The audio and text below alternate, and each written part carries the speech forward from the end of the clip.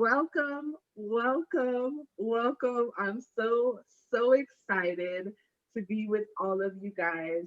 Tonight, it is our inaugural event for the 3-8 Homestead Hustle and Healing Table Talk, right? And our theme this month is Grow Where You're Planted. We'll get into that later. And I promise you, this is going to be lit up and loaded. I have had the chance briefly before you guys got here to talk to these two wonderful women, and they're just as amazing as their Instagram pictures and dialogue and live videos claim them to be. So we're ready. I'm so excited. So let's get started. All right. Let me share my screen. We have some topics that all three of us were a part of curating to make sure that you guys have the most information, that you walk away from this really feeling empowered and inspired to get growing. We're going to wrap it up, and then we're going to take your questions that you submitted throughout the chat, throughout the presentation, and hopefully we'll have time to bring one or two of you up for questions. I would like to just say I'm a mom. My kids are home. I apologize for anything, but this is real life. This is real life. Give me one.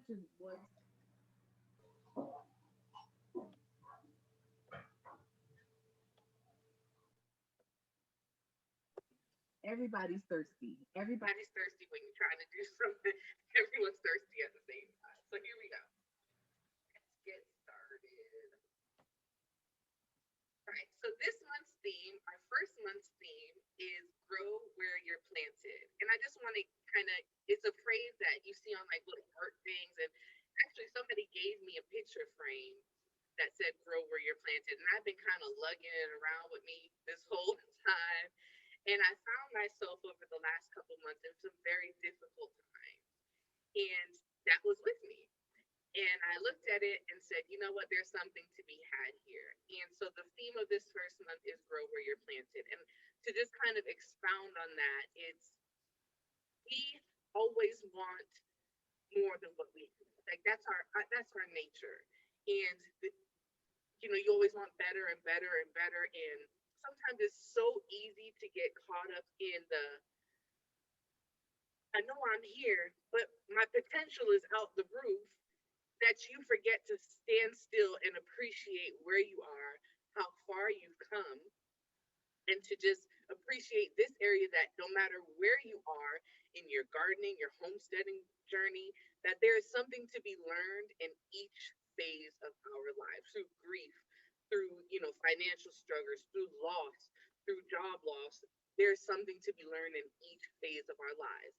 And I want to bring that to the homestead edition because as a gardener, I have definitely been in situations where I'm not appreciating the little bit of gardening that I do have because I'm dreaming of acres. I dream of acres all day long. And I'm like, yeah, I got like 8 garden beds, but I really, what I could do with a whole acre? Like, yes, I've grown things and my garden is really nice, but I don't have chickens. She has chickens. Okay. I want baby goats. Everybody knows this. And, you know, it's just easy to get into a cycle of beating yourself up and thinking that what you're doing isn't enough and not realizing, especially in the public space that me and these ladies that are in, people are looking at us like, well, I wish I had. And we're over here saying, well, we wish we had more.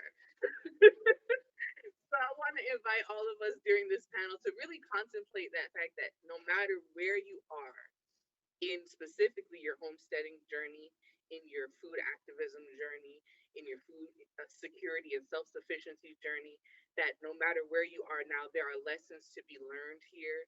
There are places to grow in areas because if we gave you 10 acres right now, would, would you fall under the pressure? There's things that we could be doing right now to grow where we are planted. So, to get into it, I'm gonna stop talking. Let's introduce our wonderful ladies. I will go first. I think you all know me, and I'm not going to talk. I'm not going to talk long. Um, I'm Vanessa. I am a mom, a food activist, a backyard gardener. I live in the Metro DC area, and I am the founder of Homestead Hustle and Healing.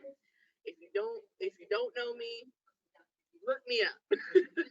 We all have our Instagram pages. You guys know all of us, and I'm here for any and all of you. So, on to Miss Katrina. Katrina, can you please introduce yourself, my dear? Hello, everyone. I go by Soul Gardener 74, and I have been gardening for 3 years. My gardening experience came later in life. I do come from a family of gardeners and farmers, but I wanted no parts of it. But I lost my dad about 5 years ago to brain cancer. And a year after I lost my father, my only sibling, which is my sister, passed away, and I went through a depressive state where I didn't know what to do with my life. I was miserable. I was unhappy. Um, I literally went to work, came home, slept, and ate. That was my routine. And, I was just really angry with people. So a friend noticed my depression, and he mentioned to me about meditation and being in nature. So I started going, sitting in botanical gardens, going to lakes, being out where there was plants and flowers and stuff like that. So I noticed that my whole energy changed. I became happier, became nicer, became more bearable to be around. And the only thing is, it was like a drug wanting to constantly get to a botanical garden to heal. So I said, you know what? I got a big backyard. Why don't I build my own garden? And that's where I began. I just literally went home one day, dug up stuff, and just kept digging and digging. And the more I dug and the more plants I put into my space, the happier I became.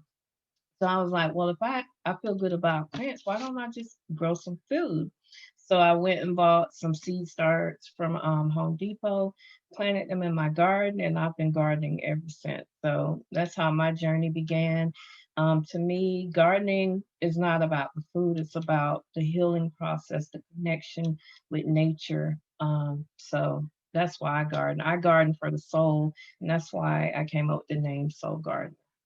I Does did my not know sound all of good? that stuff about you. Oh my gosh. I just thought, oh, soul sister. Okay, got you. But that Yeah, is it such was an it, it empowering it was like I went through soul work, and I did it with gardening because um one thing I didn't know and I learned as I was gardening is I had abandonment issues, and that didn't come out until the gardening process, and it made me realize why I took my father and my sister's death so hard, because I always had an issue with people leaving me.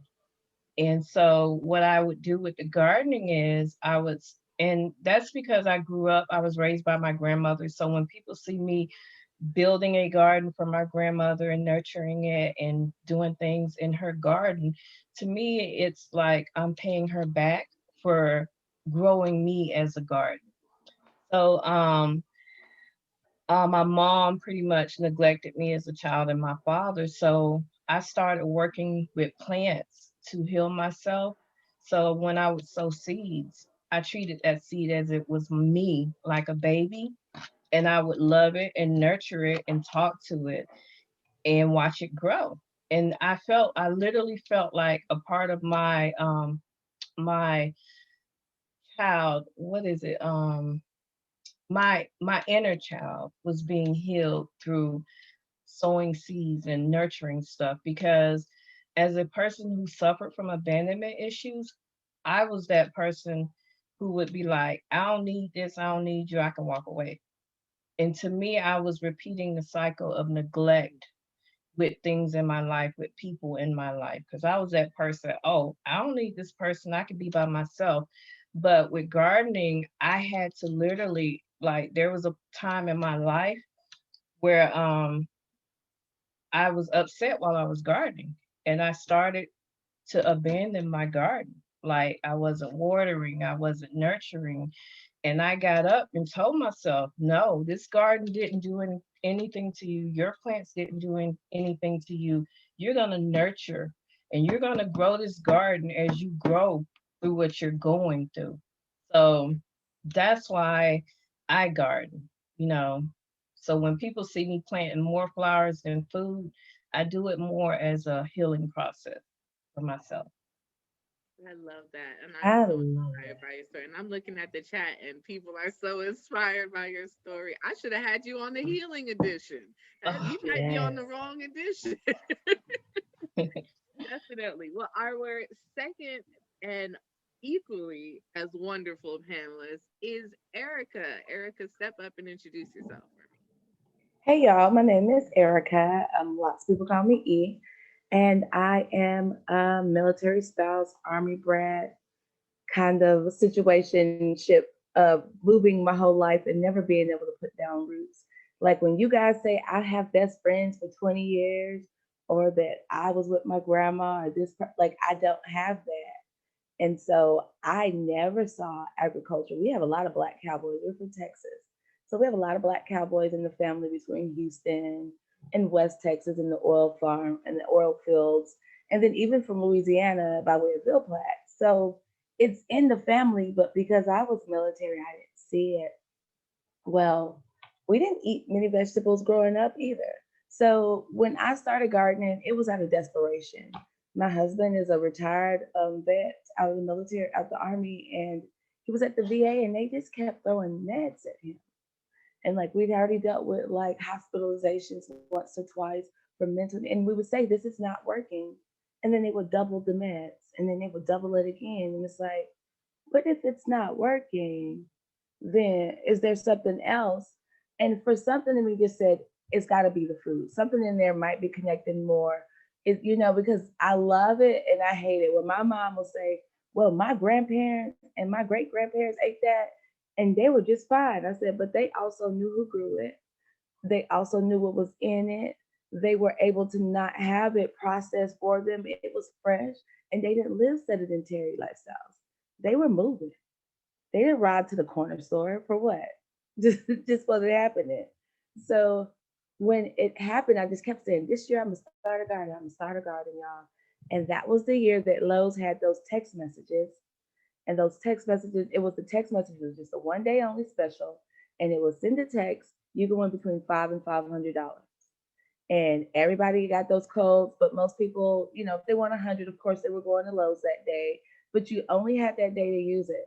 And somewhere about three-ish or so, it hit me, and I was like, everybody who signed up for a text message or could sign up for a text message, could you go ahead and do that and just submit your code if you know you're not going to go and use it? And I figured by doing it that way, I was like, if I got to walk in and out of this store a few times and get soil and produce or seeds, I'm going to do it. I didn't know what I was doing, y'all. I didn't realize soil costs so much. I didn't realize that soil takes so much to fill up. But I walked in and out of that store with one $5 gift certificate at a time, getting a bag of Miracle Grow soil, getting one of this and one of that. And in the end, I had about 20 bags of like soil and mulch. I had a few seed starts. I had a few seeds, and I went home and got me some little plastic cups. And I couldn't build for nothing, and I wasn't fixing to spend all that money on wood, so I got me a swimming pool. And that swimming pool is still popping, deflated and all.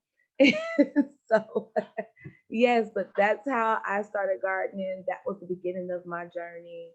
And I love doing it. So I am the CEO of Roadmap to Your Goals.